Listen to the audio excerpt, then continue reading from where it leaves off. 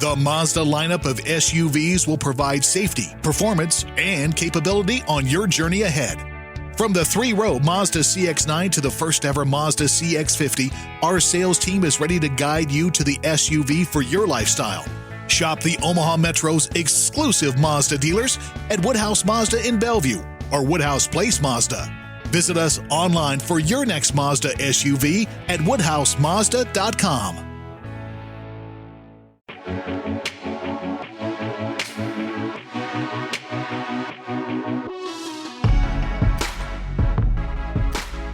Hello, everyone, and welcome to the Week 11 NFL DFS recap show here on RotoGrinders.com.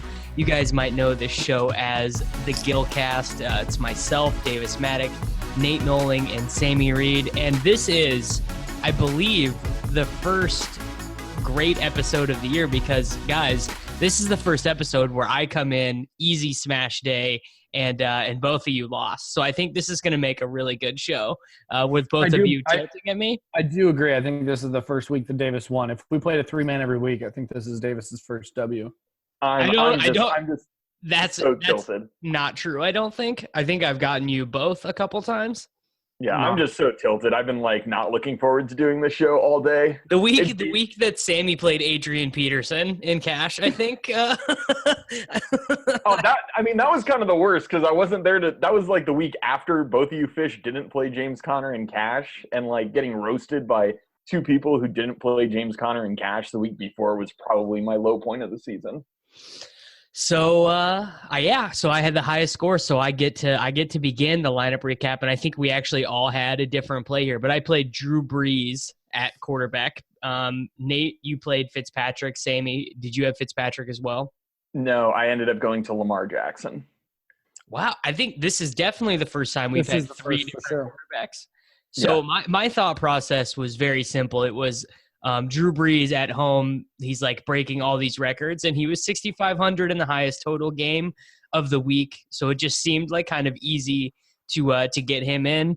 Nate, the question I have for you is, because I did like Fitzpatrick. Fitzpatrick was who I had kind of all week. Did you have any hesitancy in playing him at all? No, there was two guys I was looking at, and it was Lamar or Fitzpatrick, and I couldn't see with Monken getting the play calling back.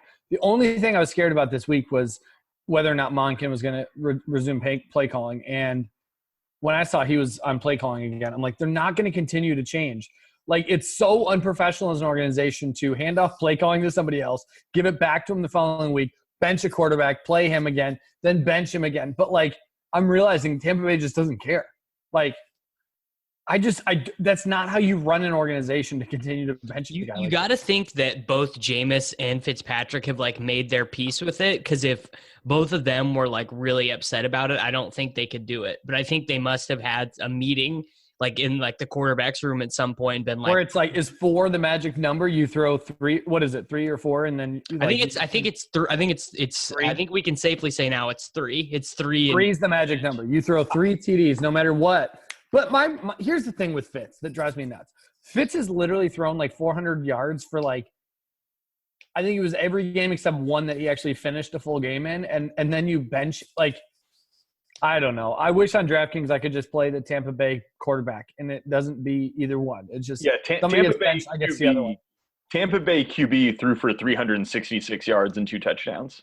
But honestly, that's pretty close to how I actually project things. When I actually throw I throw the passer ID into the model, but the difference between Jameis Winston and Ryan Fitzpatrick passing is very little. But it really comes down to just loving this Tampa Bay offense. I thought there was no way. There was no secret meeting. There was no way they were benching Fitzpatrick. No, I don't think they ever had a meeting about benching either one of them. But I think that the coaching staff and the quarterbacks have to have come to an understanding that look, man, if you play bad, the other guy's coming in. I was tilted. I'll just say that I was tilted. That's so bad that they've done this. I was a point or two away from cashing, and knowing that I got 2.5 quarters on my guy was tilt. No, I thought there was no way. I had Fitzpatrick all week until this morning too, and I just thought there was no way they'd bench him because if Jameis gets hurt, that means that they're forced into his option. And I just thought they wouldn't risk that. They have no playoff berth on the line. They have nothing to, the players love Fitzpatrick. They just benched Jameis. They probably love the players probably like Jameis too, though. Jameis is like a big locker room, like leadership wins guy. Oh, that Hard Knocks like twisted everybody on Jameis. I think I just don't see it. I don't know. Well, Jameis was like one of the most successful college quarterbacks of like the last 15 years. I actually do think I agree with Davis. Everything I heard out of Tampa Bay, everyone, all of his teammates, they love Jameis. Yeah. All of his everybody in the organization does. All right. Well, how does your model account for that? Obviously, it doesn't. It doesn't. I failed. Sammy just hates Jameis Winston. Like legit, thinks he's so bad. I do hate Jameis Winston. He is kind of a. I would play Jameis though in DFS. I really would. Guys, I think this Tampa Bay offense, like Peyton Barber's. I mean, at least he should be dead. I mean, you have I mean, there's it's like set up perfectly for a quarterback to just throw 400 yards every game. So, Sammy, you made an interesting play. He was not very owned in cash. Lamar Jackson was, I don't think. No, he was only 10%. Yeah, 10% I had him in tournaments, but I was not willing to pull that trigger in cash just because I watched him play in the preseason, and the rushing yards were definitely there. But I mean, I don't even know how many passes did he complete today? 4. No, I mean he threw for 150 yards. Manziel. I mean, you played Manziel. Like, what was the? I learned my lesson, dude. I was like 17 years old that week. The Manziel week against the Bengals. I was like a little all of child. a year and a half, 2 years ago. Yeah, I totally got the logic, but like I don't know, man. If I was doing the prices, Drew Brees would have been 7,400 this week at home to the Eagles. Yeah, Drew Brees was a great play. I thought Fitzpatrick was a great play, and I didn't think Lamar Jackson was really thin. But I just had to jam in all the studs I had into my lineup. And so I mean, Lamar did get 27 rushing attempts, which is pretty nuts. That's pretty 27 for 117. I really wish that they hadn't brought in what's-his-face, Edwards. Yeah. Because this could have been the all-time Alex Collins smash game. And at least something would have gone right with my day. Can you imagine that you touted Alex Collins? Who you wanted Alex Collins? He was third on his team. Dude, look, he scored a touchdown. He did. He scored a touchdown and still got beat by Theo Riddick. Dude, Alex Collins would have been so fire if Edwards were not around. And it's almost like everyone told you he's on a teammate he's on a team that uses 2 other running backs. No, dude. It would have been lit. RB Ravens would have been so fire. RB Ravens and QB Bucks just would have won all the money. So I will say I feel pretty vindicated on my choice of playing Breeze. I think he was pretty clearly the play. Like I would play this slate again. Like the only other guy I would have played was Fitzpatrick, but once it became clear that I was playing Michael Thomas, I was like for sure playing Breeze because the only lineup construction that I came through that didn't have him was like the expensive running back flex, like the David Johnson, James Conner lineup. And I did not do that. So let's do running backs. I played Saquon Barkley, Dion Lewis, and Theo Riddick. I don't feel bad about the Theo play. You should. No, because here's the thing. Given all of the information, you feel awful, bro. Davis. Given all of the information that we had, he should have gotten something like Bruce Ellington's workload. Bruce Ellington played the position that Theo had played the last 2 weeks. So like I don't actually like sure it was thin. I knew it was thin going in, but to get this lineup, you had to make at least 1 or 2 thin plays, and I was pretty fine doing. And I didn't think I lost a ton going from Theo to like one of those 5K wide receivers was a lock to have a bad game. And it turns out went out like halfway through the third, and Theo still only got 8 points. Theo Riddick was such a fishy play, dude. I told you. And you're like texting us this morning, you guys are going to rue the day you didn't play Theo Riddick.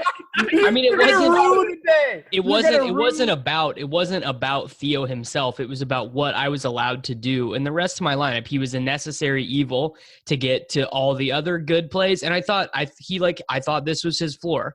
I think he had 8 targets. Like I think an 8 target floor in this game was pretty reasonable. I mean, the DFS landscape is littered with the bodies of people who thought that some second-rate running back was going to all of a sudden become the slot receiver.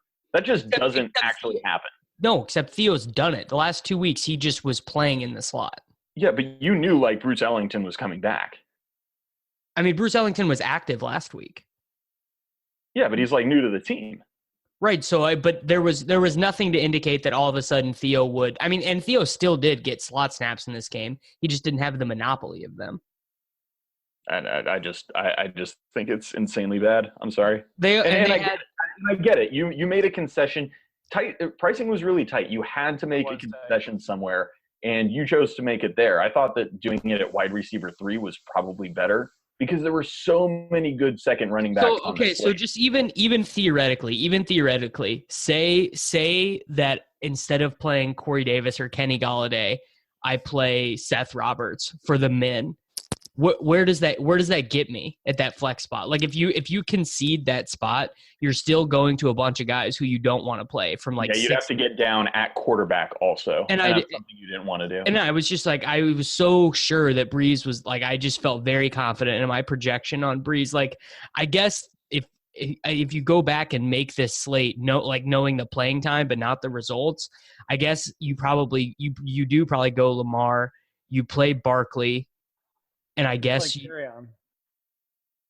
play DJ for sure. And then I guess I don't know. I think Carry-On was the play that we all missed. I mean, Carry-On, luckily he got injured, so we didn't get murdered by him, but Carry-On was clearly the play for this Detroit team. Yeah. Well, the other play that we missed was Marlon Mack, and he didn't end up doing that great, but I felt like he was kind of forgotten about too. I had him in tournaments, but I just would never play him in cash. Like that's a dude. He's the inverse of Theo. He's in the split, but he's the non-pass catching side of it. Yeah, Carry-On was way better because Carry-On gets a bunch of carries and he also gets targets through the air when they're down, etc. Like he was a really good play. None of us really thought about him. Also, I would say I was on Carry-On pretty high. I just wasn't able to fit him in my final build. Part of the reason that I wanted to play Riddick was just like the Lions offense had been so non-functional and so miserable the last 2 weeks that I expected them to either one, be trailing by legit like 30 points at some point in this game, or two, just like curtail back all of this deep developing stuff that they have Golladay and whoever was in. I don't even know who played in Marvin Jones' spot today. I guess TJ Jones probably played out No, there. he only got like one target. It was No. So Ellington played in the slot though. So who in 2 wide receiver stuff or 3 wide receiver stuff? Who played outside? I don't know. I didn't watch this game, but yeah, I didn't. Detroit actually won this football game, which I think is pretty crazy. So that, like, I think the fact that Detroit was not only won this game but was in the lead for most of it actually led to Theo not being used as much. That was like a big projection that I had, was just that I thought they were going to be down. Theo's been Stafford's teammate for 4 years. He knows how to hit him for 6-yard flat routes or whatever. Like, I knew it was a thin play, but in no way do I feel bad about playing Theo. I mean, he basically got as many points as James Conner did, so what can I even say about this? Yeah, I guess the people who should really feel bad, though, are the people who didn't play Saquon. That's true. I don't know how you don't play Saquon in this spot. He was only, like, depending on your game, 50%. He was 49, 50% owned, and I couldn't believe it. Yeah, that was very weird. I mean, there were other really good options at the top. I know Zeke was probably fairly popular, but see, I didn't like Zeke, and he had a big game, but I didn't really want to play Zeke this week. No. Zeke was like my 4th. I liked Saquon, DJ, Connor of the top 3. Then it would have been like Melvin, then maybe Zeke. Yeah, I really play for me. DJ. Zeke was not in play for me. So do we need to talk at all about the Titans just being like a bad team and that making it hard to play? No, it was Mariota. The reason the Titans thing didn't work out is because Mariota was done by half.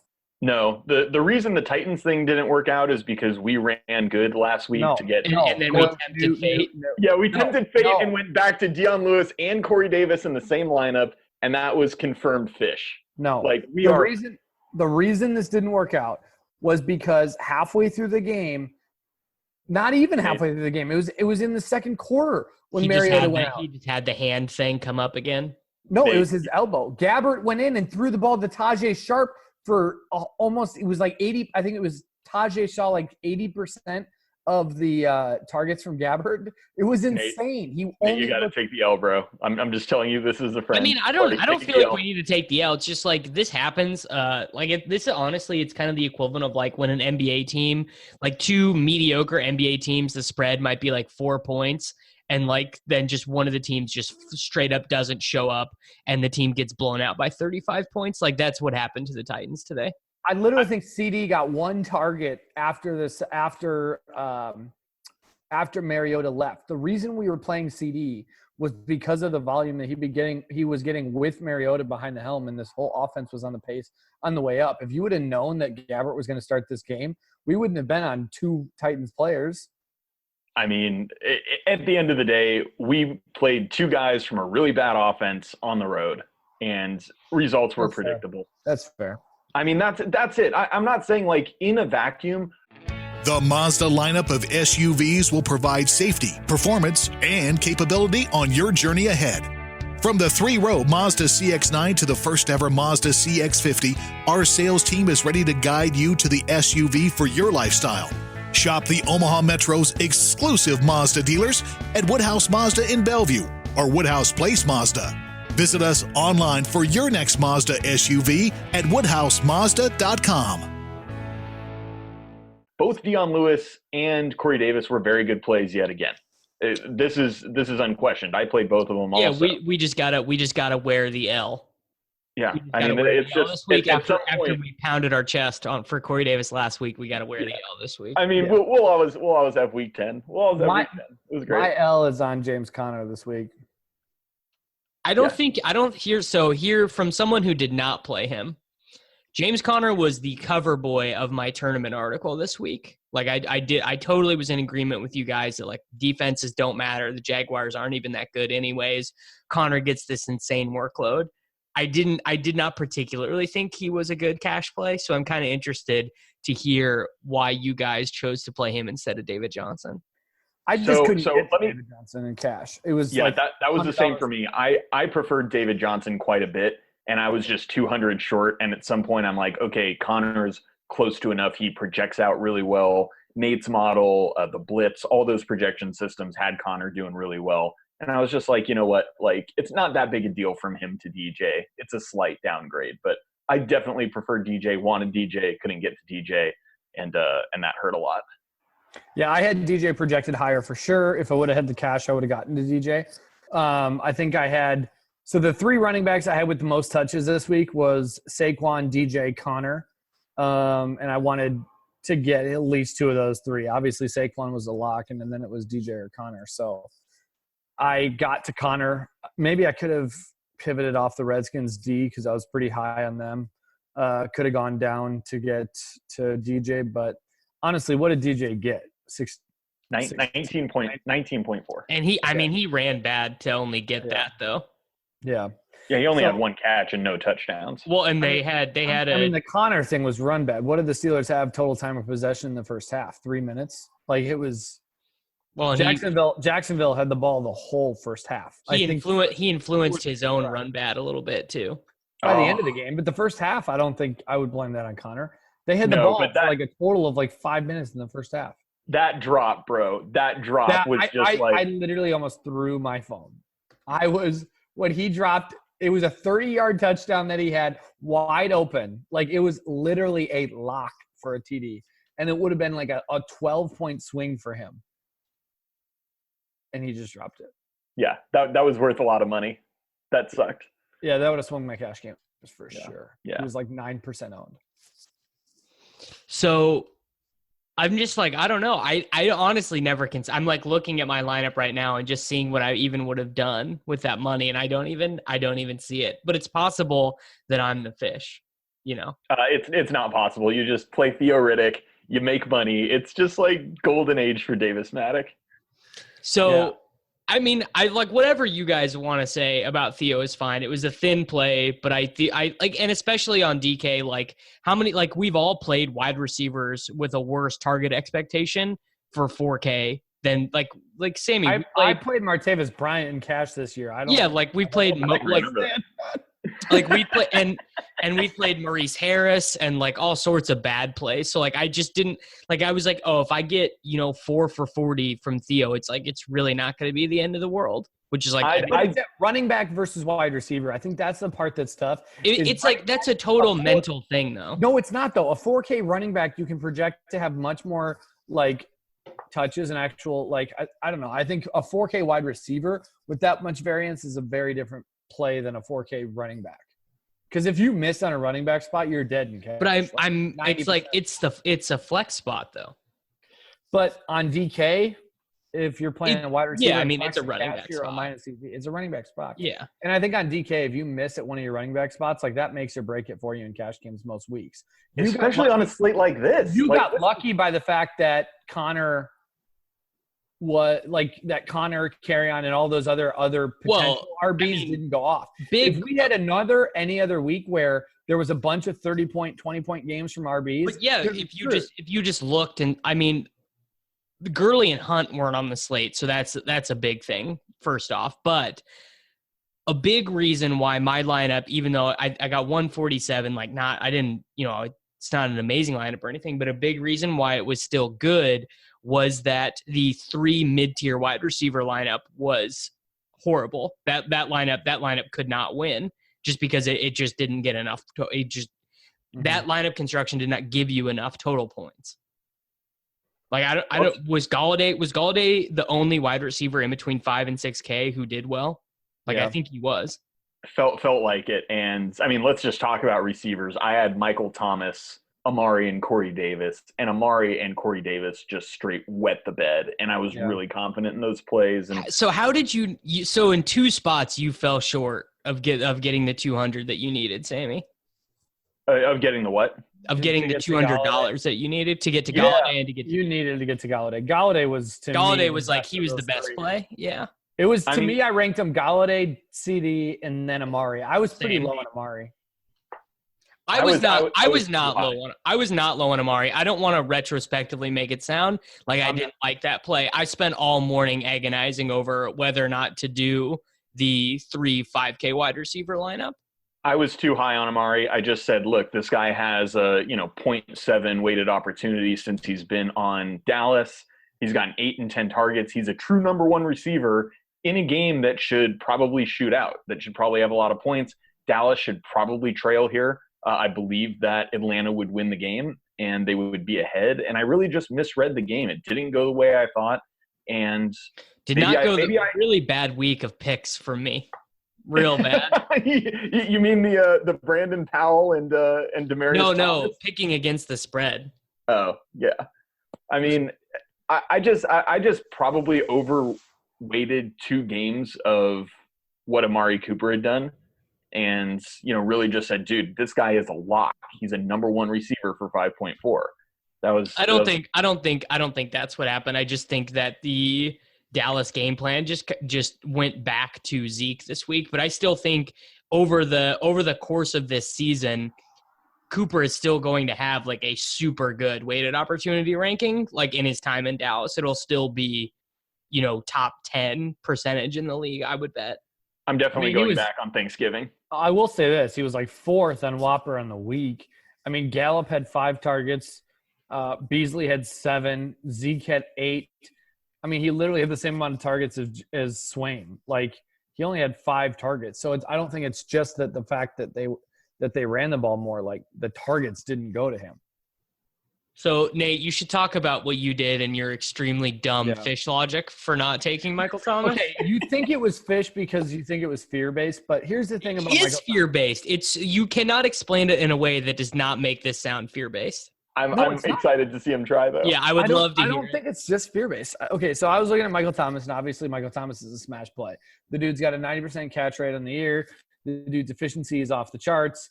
But when you actually look at his efficiency, it is legitimately off the charts. I'm talking like he's like 12% catch rate over expectation above everybody else. His catch rate over expectation was like 25% going into today. And I just was looking at the numbers and realizing like, for me to expect this to continue is to bet against like 10 plus seasons of historical data that I have that says that a wide receiver has never performed. Not just nobody has ever performed this. So every time I play Michael Thomas in cash at $8,800, I am expecting and betting on an historical anomaly, which just doesn't make sense to put behind in cash games when there are so many other options that are still great plays. And so I just felt that there's going to be a game coming up, and I'm basically playing Russian roulette with $8,800 instead of just building a balanced lineup that I felt still good about, which I did. I got down to Keenan Allen. So your way of making it sound like you're not making fear-based decisions is by saying you didn't want to play Russian roulette. That's what I'm hearing from you. Sometimes gunfighters is get it shot. Fear-based decisions to look at something and say regression is coming? Like that's not the reason that it's like the reason that it's a fear-based decision is you're not pointing out anything specific about this game or this matchup or whatever. You're saying eventually at some point based on my data, I think that Michael Thomas will have a game where he only catches 60% of his targets. Yeah, I think overall we put too much confidence in projecting the individual context of week to week. And I think there are some generalities that you can project. And when you look at a certain thing like that, it's safe to say and safe to assume that Michael Thomas will not continue to have 16 games where he performs at a 90% catch rate, because I have 11 years of historical data showing that even with Drew Brees as your quarterback, that's not possible. So it's like, I don't think it's fear-based. I think it's like regression-based. That's just regression works. What was this catch rate today? 100%? I don't think he missed one, didn't he? I mean, the reality is the Saints scored 48 points. Drew Brees threw for 363 yards. Yeah. And it was just such a smash spot at home against a team that's really bad at pass defense. And maybe I'm the fish for I was inflexible in Thomas. I said, this is the guy that's going to go off this week. I refused to get off of him. It cost me in other spots. I played Lamar Jackson. I played James Conner, 2 plays that I didn't really want to play because I had to have Michael Thomas. I had to have him. And I think maybe I was, even though I loved him as a play, I think maybe I was too stringent on just not coming off him and building a more balanced lineup. So what salary would make you think about the fact that you're betting on historical efficiency to continue? Like I wasn't betting on historical efficiency to continue. I said I think he's going to get 10 plus targets in a great game environment. That's what it was, really. Yeah, it's Nate. The thing that you are doing, which is very Nate, is you are placing too much emphasis on these historical numbers when, one, very clearly this is a super, super different passing environment in the NFL right now. And secondly, Drew Brees is the most efficient quarterback in NFL history, and Michael Thomas might be the most efficient wide receiver. So even if he comes in under expectation, that doesn't mean he's a bad play for 8,800. Okay, but literally even looking at this year, I screenshotted it to you guys earlier. He's at a 12% over what every other single wide receiver is at this year. Nate, I want you to know that when you screenshot me things from your model, I don't look at them. I look at it, but it's it's honestly, I can't. It just looks like hieroglyphics. I have no idea what this means. I'm like, Michael Thomas is going to smash. Nate's a fish. Close this up and, go on Twitter. Well, it's just yes, I agree with you. At some point, he's probably going to have he's going to have a bad game, but I didn't see any reason that this was going to be the bad game. Let me pull it up after this week. What is his current catch rate above expectation? So if I filter wide receivers to 50 targets or more, dude, his catch rate above expectation is 25.9.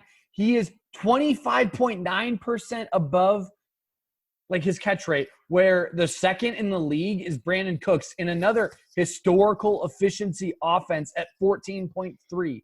So he's 11% above expectation of another historical anomaly. 25% above. This whole year is a historical anomaly. That's what you're missing. The entire year is this. That is the point. And the point that I'm making is this is the best analogy I can make for you, Nate, for you to explain why you're being a fish. Say some some MLB hitter. I don't know. Let's say Gerardo Parra from like 2 years ago. Clearly he was way over his talent level, right? Like his WOBA was like This is the last 450 or time Davis whatever. played MLB. Yeah, this is the last time I was like, Okay, so back when, this guy. So it was the Rockies just. No, it was Parra that D-backs here, right? And let's say he was going on a road trip to Coors or whatever, and their worst right-handed pitcher was out there. Would you not play him just because he was above expectation over the last 3 months? Would you just say, well, I can't play him because I know he's playing above his true talent level? I have no idea what's going on. None of the listeners That was a very clear example. Would you not play someone in a good matchup in a good spot just because over the last 3 months they'd been playing over what you believe to be their true talent sample? Again, what I'm trying to say is regression. Like when we're talking about such a historical anomaly like this is coming. And if you take the confidence level that I have in the fact that regression is coming for Michael Thomas, where he might still end at an 80% catch rate this year. He might still end with a historical season this year, but it's not going to be 90%. There's no way that he could end the season at 26%. I'm now officially rooting for just screen passes and just easy layup throws to Mike Thomas so that he gets an absurd. Okay, if he ends the season with a 7.5 plus ADOT, there's no way that he can end with a catch percentage of above 90%. What odds would you give me that Michael Thomas ends with greater than 7 yards average depth of target, greater than 88% catch rate? Ooh. What odds would you give me for this bet? You'd give him 2-1 and make the bet, Nate. Nate is saying no chance. Nate is saying there is a 0% possibility of these two things. I mean, here's the thing. The Saints are on pace to be the highest scoring team of all time right now. They put up 50 with outbreaking a sweat. Right. I understand that. I'm saying the Rams are also incredibly efficient. There's other teams this year that are breaking. So Nate, you're being proposed with a bet on the table. Yeah, I would do 2-1. Okay. Booked. We'll discuss the terms off air. $5 off air. No, I would like more than that. I would like more than that on Mike Thomas. But yeah, speaking of Piker bets, who won your guys' Jalen Richard, Alex Collins, Doug Martin? I forgot about that. We chopped it because I ran good and Doug Martin didn't play in the second half. Otherwise, I would have got swept. Oh, yeah, Martin got hurt, so he didn't play the second half. Yeah, I definitely fished it and probably owe you something nice, Nate, because that was a bad bet. So Nate, you played Keenan Allen, which I thought was fine. I mean, I would have done it 0% of the time, but I had no issue with it. Here's the thing about Keenan Allen. I think earlier in the season, his target volume was all over the place, but the last couple of weeks, his target volume, I think he was third in the league in Whopper. He was first in the league in target share over the past 2 weeks since their break. I just felt really good about Keenan in this spot. I thought the Chargers were going to smash here.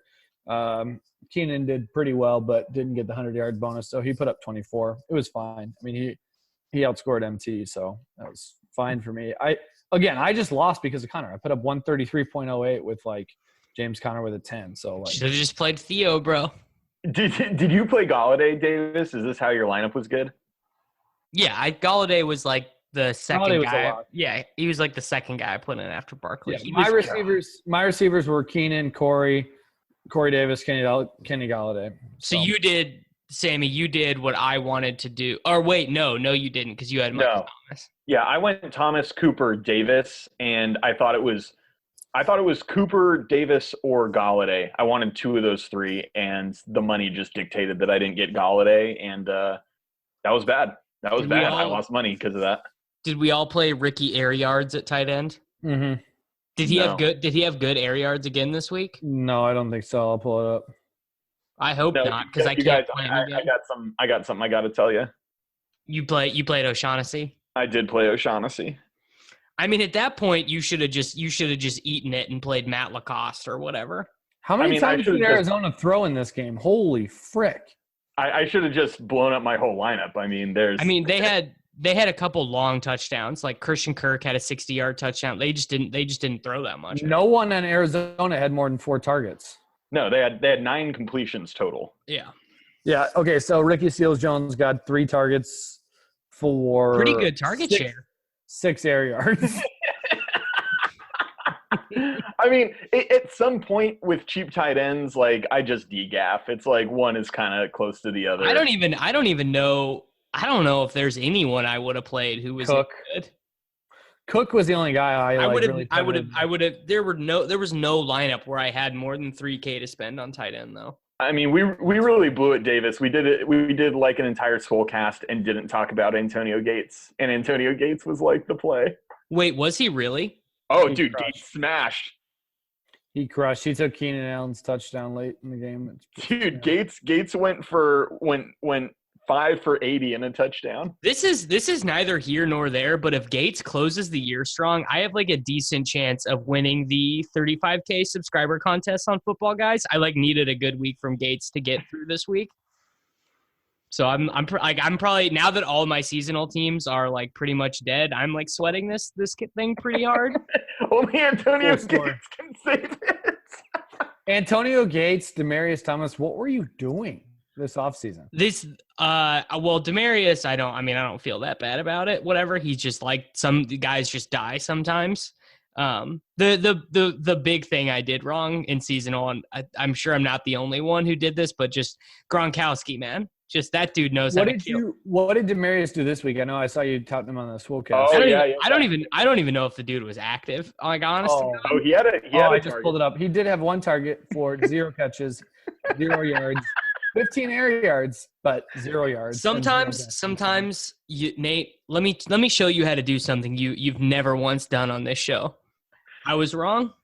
Dude, I just took the L on James Conner. I played James Conner and got 10 points. You didn't take the L though, because you said you ran bad. If you're saying you run bad, that's not gracefully taking an L. Okay, fine. I played James Conner. When you're still claiming the Sklansky Bucks, you cannot be like, oh no, I'm taking the L. No, I tilted my face off with James Conner, dude. Yeah. So defense, I think I played a different one than both of you guys. I think you guys both went cheap. Oh no. Yeah, the height. Why did everybody like Washington? Why was that a thing? They were the best cheap home defense against a offense that just kind of turns it over. Yeah, and I've been looking a lot at like the adjusted line stuff that a couple of guys have been doing. I think it was ADHD has been doing some work on that. And I think the overall offensive line, like defensive line matchups, and Redskins had like the first or second best matchup this week from a O-line to D-line efficiency difference number. So I really look at those numbers when it comes to cheap defense when you're looking at like sacks and stuff like that. And I just thought, you know what defense I had a bunch of in tournaments that actually led me to not being poor in GBPs this week was the Jags D. Yeah, the Jags D was very sharp. That was the play. 16?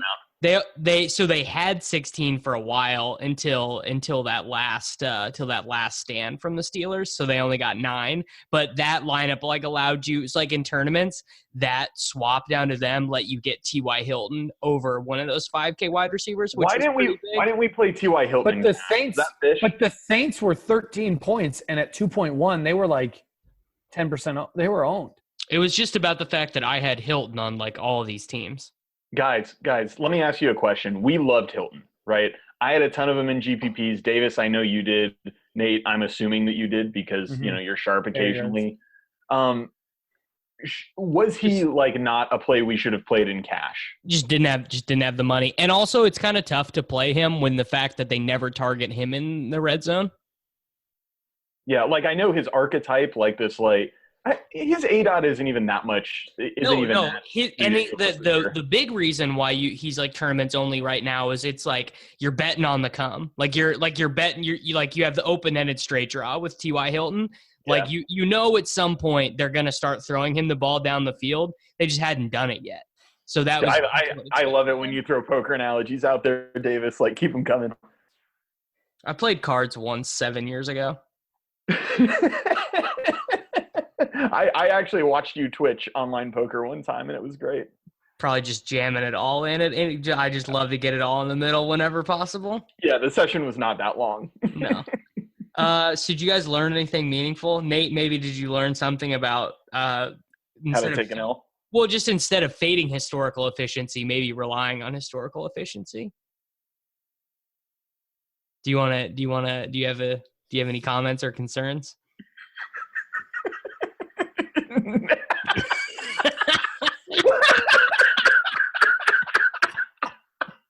Nate, you're not on mute, by the way. I literally I learned that Philly is not. We need to stop. Philly is terrible. Philly. They're quite bad. They're super bad, and I think part of the reason I liked Thomas in this game was I thought that Philly could be competitive. Be competitive and force them to throw. And I mean, if Thomas had gotten Traquan's usage, everything would have been fine. But it didn't. If Thomas had Traquan's usage, we're looking at a 50-point day probably. Dude, I learned that James Conner is not Le'Veon Bell. Le'Veon Bell would not have dropped that pass. He might have. No, he wouldn't have. Le'Veon Bell's never dropped a pass like that. That's Nate getting emotional on this show for the first time ever, being killed on. You guys just disregarding when he dropped it, I had so much frustration until I think I closed my laptop. My girlfriend looked at me. I was like, "What's wrong?" I almost threw my phone. I was so tilted. I mean, it was literally that swing was 12 points. I mean, it was. Yeah, that was a decent amount of money. That was a decent amount of money for both of us, Nate. Because he was 9% owned. I mean, that swings cash games for you. That puts me. Yeah, because 91% of people are not fish. Yeah, and I am in the 9% that was clearly fish. I should have gotten up to DJ. Should have pivoted off the Redskins.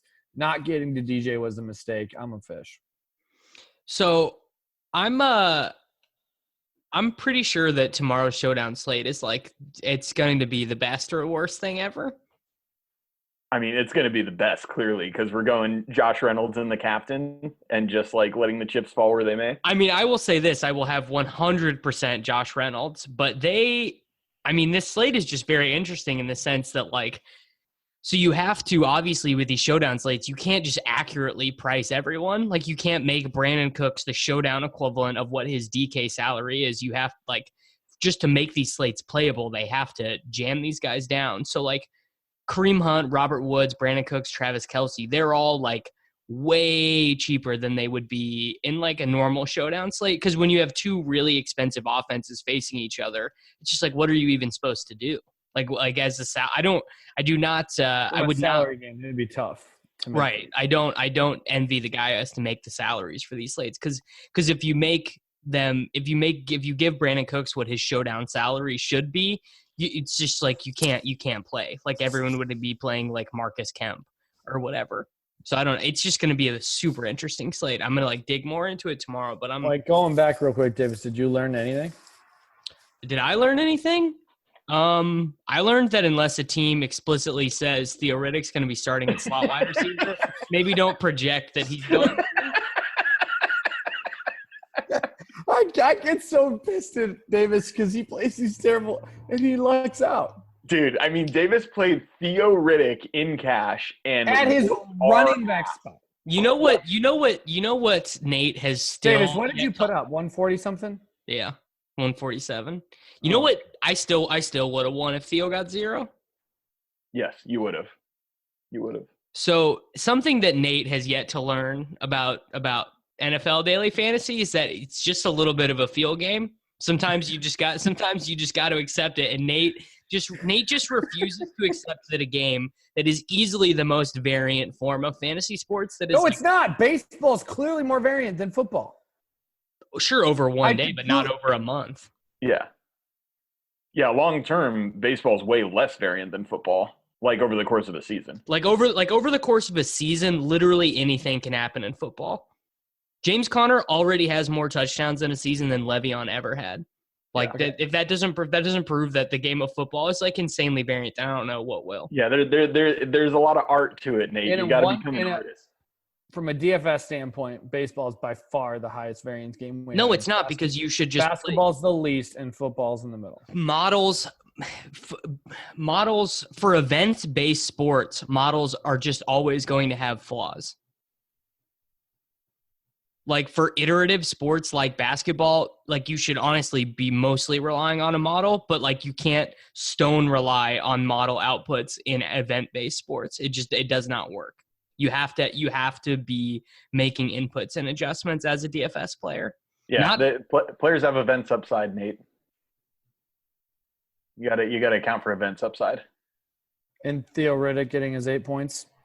Yes, that's a mental calculation you have to make, though. You have to make the mental because like you have to you can jam in a questionable slot receiver for Matthew Stafford. Jam him in. It was so I could get a slot receiver. It was so I could get Drew Brees, dude. That was the mental calculation I made, and I'm sure any optimizer would have told me to take whatever Fitzpatrick, Cooper, or I don't even know. I knew my lineup was not going to be what the optimal lineup said today, so I didn't even look at any of them. I know that you're just such a savant. Like I'm tilted. I'm tilting my I know right now. Well, I talked to Cardi this morning, and he was wanting to play Zeke and Barkley. Yeah, he had Fitz as well. But that was just an example of like Cardi knows way more about math than me. So I was just like, yeah, I think you should play Zeke, but like I'm not interested. I won't do it. We're like, and obviously he was a good play. He got very good results, but like that just would have thrown me off on a weird loop of roster construction. I actually probably would have been better, even though Cooper only got like 5 points or whatever. Yeah, because you had another smash player. Like you had to have a couple smash players, and you had 36 where Thomas had 19. Right, and where James Conner had 10 or whatever he had. There's no way Theo gets to 25. There's no way. No, I mean Theo gets to 20. The only way. Well, no, he could get to 20. You're giving up a running back spot that has so much potential of like, when you throw up a running back lineup that has like, Deion could easily have seen 20. Deion easily. Well, yeah, Deion was a lock. Yeah, Deion, Connor. There's so many running backs that could easily have 20. Well, I did not think that Connor David Johnson spot was a lock. That was where we differed. Did we overrate Deion in retrospect, or do you think it was just No, his workload and stuff is still really good. That was just like really run bad. I mean, Connor had 4 games in a row where he had above 30 DraftKings points. Well, that's not anything. Not sustainable, Nate. That's historical efficiency, bro. Yeah. He's definitely coming back to the mean from that.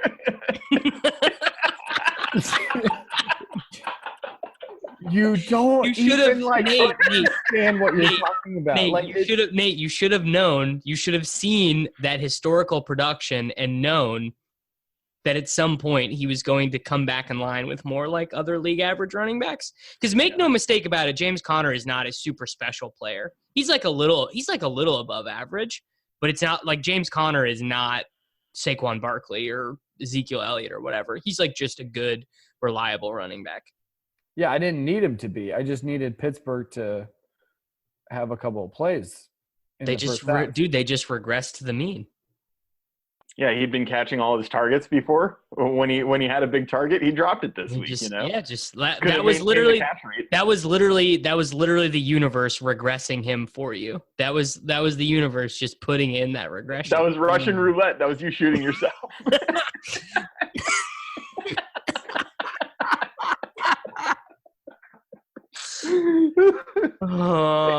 Do you guys? So the showdown slate. Do you guys have a particular player that you're going to be like just 0% on, like a guy you? Oh, actually, I did. That's actually a good point. I did want to talk about this because I think this is something people mess up with Showdown. Showdown, when you're making like 20, 30 lineups, which is what I do, a big part of that when you're going to go put it in the lineup builder is not necessarily locking in who you like. It's just straight up excluding guys. Like on this Sunday night slate, the Minnesota-Chicago game, like something I did right, and that it was almost a very profitable evening for me if like that last Diggs drive had not happened.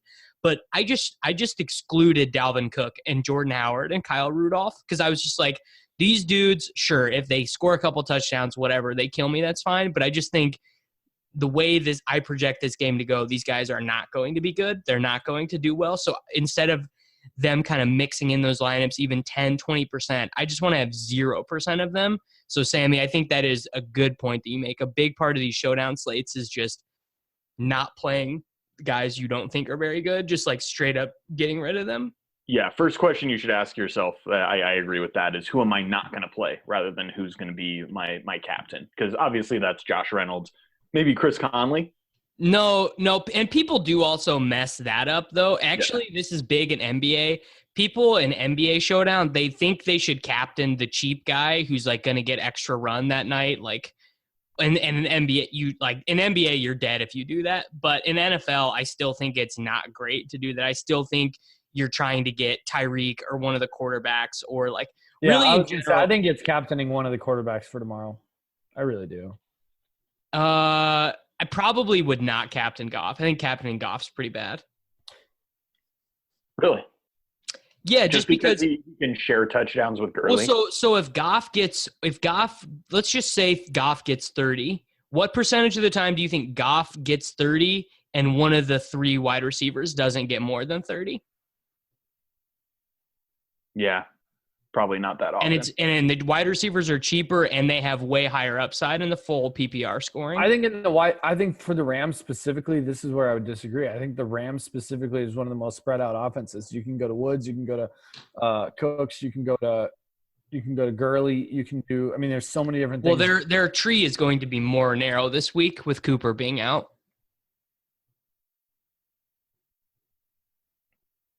Yeah. Like, I think, like, yes, we like Josh Reynolds. Yes, I will have a ton of Josh Reynolds, but I would say probably like 5 targets is a good expectation for him as opposed to Cooper's 8. For sure. Are you going to play either of the tight ends, Nate? I think because I think if you think I'll have some Kelsey. No, that's obvious for the Rams. I think that's a legit question, and I think if you think that they're neither. I'll probably have a lot of Kelsey, actually, the more I look at this. Yes. I mean, he's the cheapest good skill position player. So, yeah, he should be. I'll probably have all the Kelsey. I would say I'm probably going to have almost 100% Cooks, a lot of Woods. I think I'm just going to mix it up with, like – I think I'm just going to take a stand guys. and go. I'm going to have some Conley. I'm going to have some Ware and hope that I get some – Oh, some Ware. Yeah.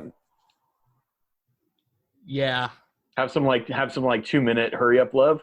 Yeah, I think if Ware gets a touchdown, then I mean you're just. I think I would. I think I'm just going to stone fade the defenses, exclude them. I think I'm going to exclude Watkins. I think exclude the tight ends, exclude the Rams tight ends, and just go all in on trying to get that right combo of the expensive guys. I mean, Watkins is probably not going to play, is the thing. Actually? Really? I was not under the impression that this was like a multi-week injury.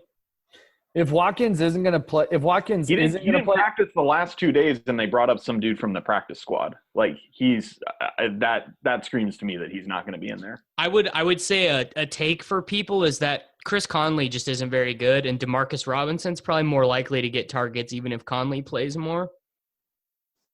Dude, if he gets one of those like flip, like jet sweeps that counts as a touchdown reception, that's gonna be a slate winner. Yeah, I'm waiting for a $200 guy to score again. We have not had it since the Texans tight end Jordan. We haven't had it since Jordan Thomas. Those are the real slate breakers because if you just don't have them, you're so stone dead. Yeah. All right. Tyreek is so expensive. Who's your captain, Nate? You can only pick one. Who's your captain?